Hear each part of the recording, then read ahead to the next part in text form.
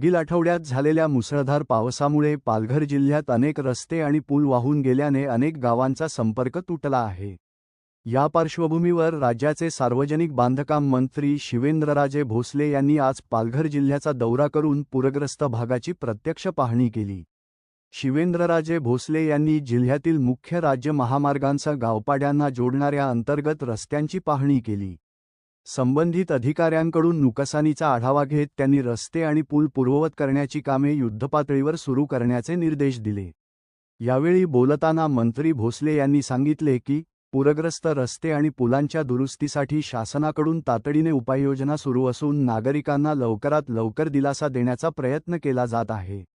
दौऱ्यादरम्यान त्यांनी सार्वजनिक बांधकाम विभागातील ठेकेदारी व्यवस्थेवरही भाष्य केले।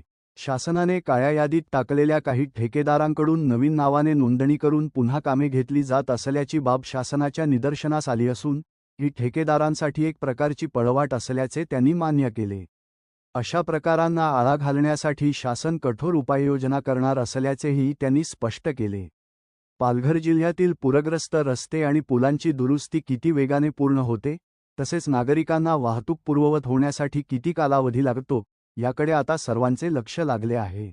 तुम्ही प्रस्ताव द्या म्हणून याच्यामध्ये जिल्हा परिषदचे रस्ते, साको, पीडब्ल्यूडीचे रस्ते, त्याच्यावर असणारे ब्रिज, या सगळ्या गोष्टी त्याच्यामध्ये अंतर्भूत केलेल्या आहेत। त्यामुळे या सगळ्याला निधी जो आहे तो नक्की मिळेल आणि साको वगैरे जे वाहून गेले, ते खराब झाले, ते आता या पावसामध्ये ज्याचं नुकसान झाले, ते सुद्धा दुरुस्त करायचं काम जिल्हा परिषदचे असले तर जिल्हा परिषद ग्रामविकास विभागाकडनं केलं जाईल आणि पीडब्ल्यूडीचं आमच्या विभागाकडनं केलं जाईल। एजन्सीवरती कारवाई करण्यात येते, मात्र ते ठेकेदार दुसरं एजन्सीचं नाव बदलून पुन्हा कामं घेत आहेत, अशांवरती काय कारवाई? आता ह्यात काय माहिती का, कारण ह्या कायद्याच्या पळवाट आहेत थोड्या, आणि तुम्ही म्हणताय हे आम्हाला पण अनेक वेळेला अडचणी विभाग म्हणून आमच्या पुढे पण येतात। ब्लॅकलिस्ट करायचं म्हणलं की एक कंपनी ब्लॅकलिस्ट केली की दुसरी कंपनीच्या ह्याच्यावर किंवा दुसऱ्या फर्मच्या ह्याच्यावर काम घ्यायचं।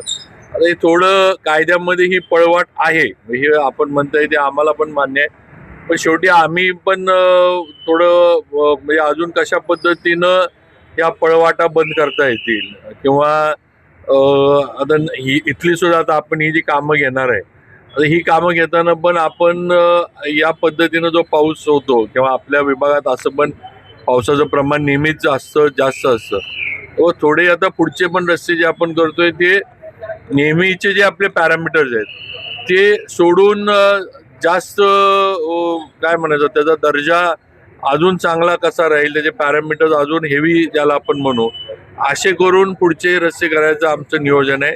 ते समजा परत पुढच्या वर्षी किंवा अजून पण आपलं म्हणजे मान्सून चालू आहे, परत असं काही पाऊस झाला एवढा मोठा तर रस्त्यांना तरी नुकसान झालं नाही पाहिजे। रस्ते सुस्थितीत, पूल सुस्थितीत असावे, त्याच्यामुळं इमर्जन्सी जी काय असणारी वाहतूक आहे, NDRFच्या टीम्स आहेत किंवा लोकांना ये जा करण्यासाठी जे काही लागते ते नीट असावं। त्यामुळे आम्ही प्रामुख्यानं पालघर जिल्ह्यासाठी सुद्धा आमचे निकष जे आहे काम करण्याचे ते आम्ही बदलतोय आणि वेगळ्या निकषानं आणि नवीन जे तंत्रज्ञान आहे ते वापरून आपण आता कामं इथली करणार।